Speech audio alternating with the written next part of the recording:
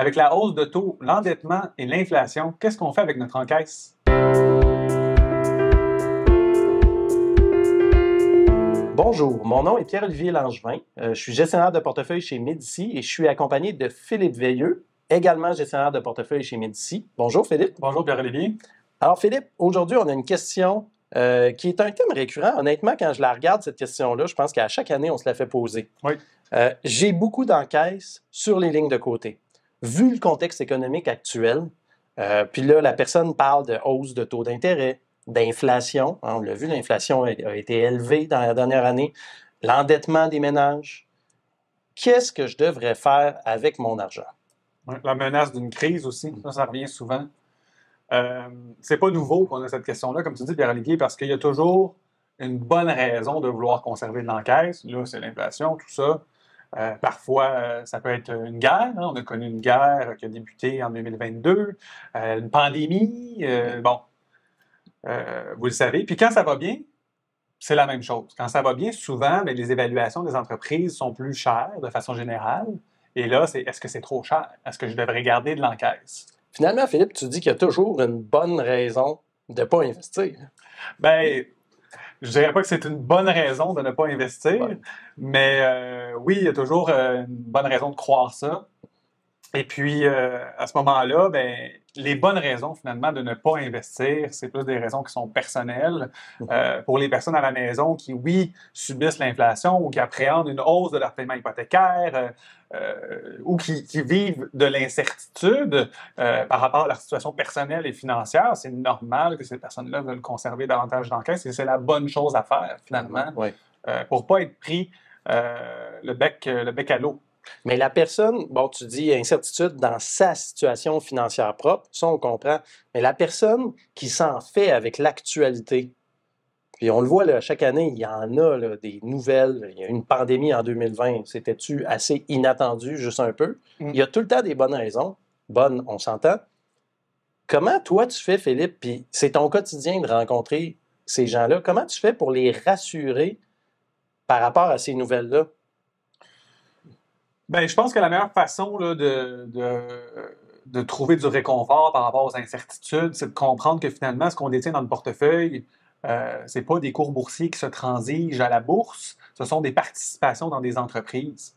Puis, ce qui va déterminer si on fait de l'argent ou non à long terme, c'est la performance de l'entreprise, la croissance de ses bénéfices.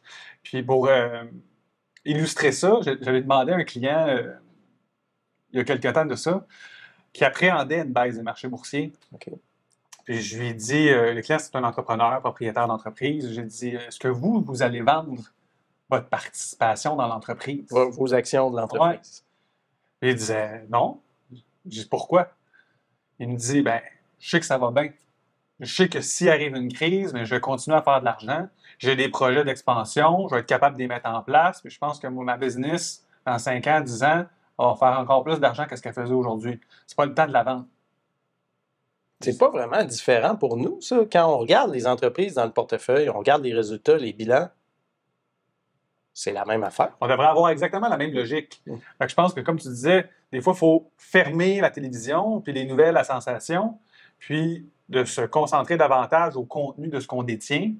Puis ça, ben, c'est pour ça qu'on fait ces capsules-là, d'ailleurs.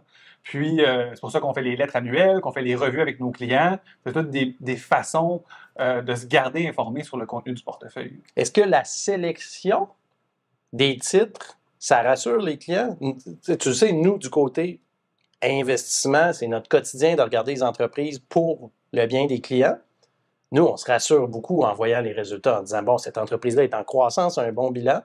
Mais à quel point les gens qui craignent les nouvelles économiques peuvent être rassurés avec la bonne performance de nos entreprises. Ben, c'est ça, mais un coup qu'on s'intéresse au contenu du portefeuille, ben là, on s'aperçoit que finalement, ce qu'on détient dans le portefeuille, essentiellement, c'est des entreprises qui ont des revenus récurrents, qui ne diminuent pas ou très peu en période de crise, des entreprises qui profitent des crises, exemple, on parlait... qui peuvent en prendre avantage. Qui peuvent en prendre avantage parce qu'ils ont des liquidités ou de par la nature de leurs activités, simplement. Des entreprises qui ont des bons bilans. Donc, des entreprises qui sont cycliques, on n'en a pas beaucoup dans le portefeuille. Puis encore là, ces entreprises-là, ce n'est pas les plus affectées ou les plus cycliques qui existent dans l'industrie. Donc, de façon générale, les entreprises qu'on a en portefeuille, non seulement ils vont survivre, mais la plupart d'entre elles vont en profiter. Nous, on va y mettre du nôtre. On va chercher à communiquer ces aspects-là de solidité financière des entreprises. Oui.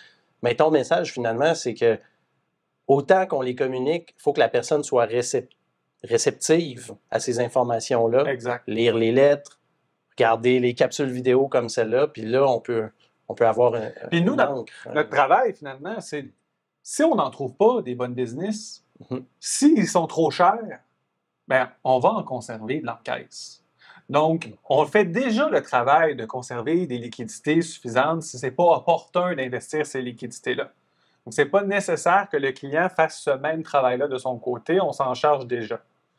Donc, lorsque c'est dans une perspective de vouloir synchroniser le marché, je ne pense pas que c'est une bonne idée de vouloir conserver des liquidités.